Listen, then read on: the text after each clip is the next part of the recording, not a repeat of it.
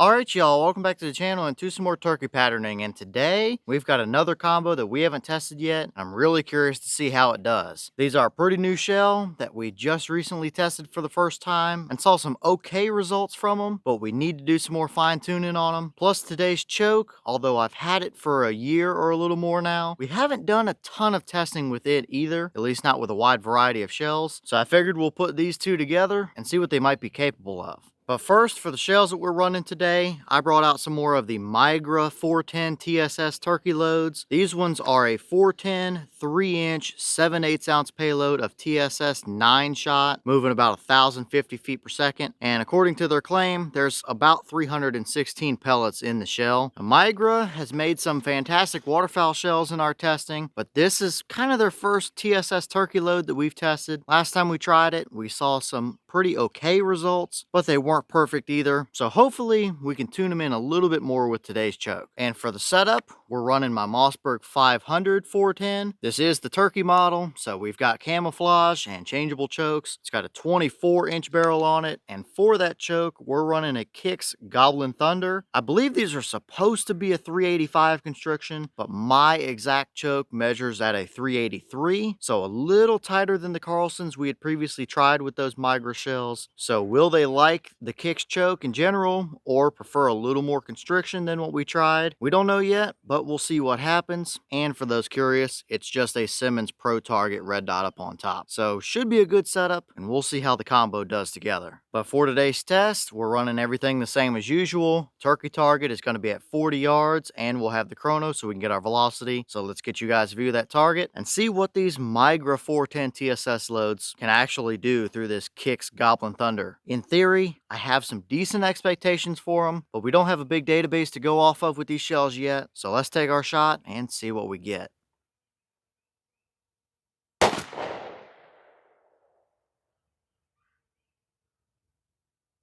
All right, that shell gave us 1,065 through the chrono. Boss claim is 1,050, so we're 15 above that number. But in reality, I'd say we're seeing exactly what we should be. 24-inch barrel with a little bit of choke out of the end. That's about what I expected, based on their claim anyway. So nothing special to see here. So let's head down to 40 yards and see what kind of pattern we got. All right, well, now we're down here at our 40-yard paper, and it's not anything overly impressive, to be perfectly honest with you. Seems like I might still need to give that red dot a couple clicks up and maybe a click or two to the left from where we were shooting slugs through it over the winter time, but that's no big deal. That's another reason why we run the big target backing paper, so we can see our whole pattern. But even still, do we have a dead turkey at 40? Yes. There's one through the eyeball and the back edge of the brain, as well as a couple more down in the lower portion of the spine there. So yes, that is a definite 40-yard capable turkey pattern, and if it was centered up a little bit farther over, then we would definitely have several more hits through the head and neck area as well. So this is a 40-yard capable turkey combination. However, this really isn't a fantastic turkey pattern. It's not the worst we've seen by a long shot, but it's far from the best as well. And I don't even think it's quite as good as what we saw the last time we tested these through the Carlson's 385 choke. So maybe these might prefer a little bit less constriction. It's definitely possible, and I've got a couple chokes that we can continue to try that are a little less constriction as well. But I think our core is probably just above that white barcode there. There's a little bit of a hotter splotch there, but as soon as you get outside of that, there's a void right below it and a void kind of right off the top left up here, right in front of that bird's neck as well. And anywhere outside of that, it's kind of just little hot clumps. Definitely gets a little splotchy. There are several voids in there as well. The farther you get to the edge, the more you start stringing pellets.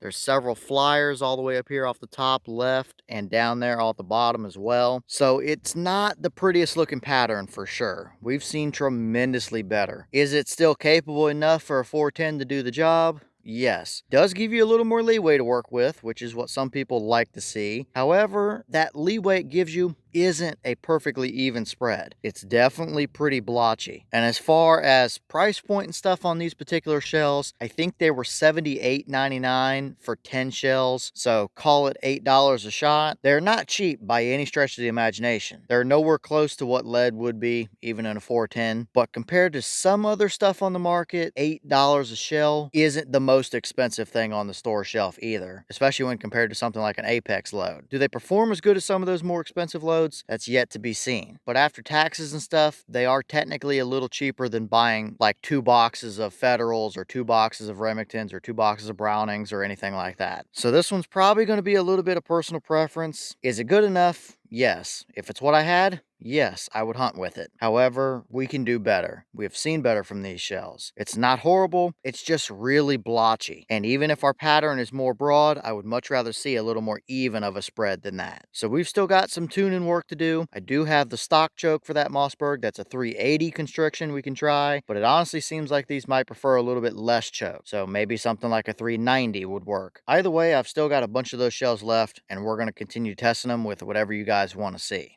And here's the wad out of that shell. Nothing fancy to see. One petal did open a little farther than the others, and we have 2 pellets stuck down in there. Not at all uncommon for a 410, especially here recently. That seems to be getting more and more common, but 2 pellets wouldn't have made the difference in that pattern. Overall, the wad did about like it usually does from what we've seen, so it just wasn't the perfect choke combo for these shells.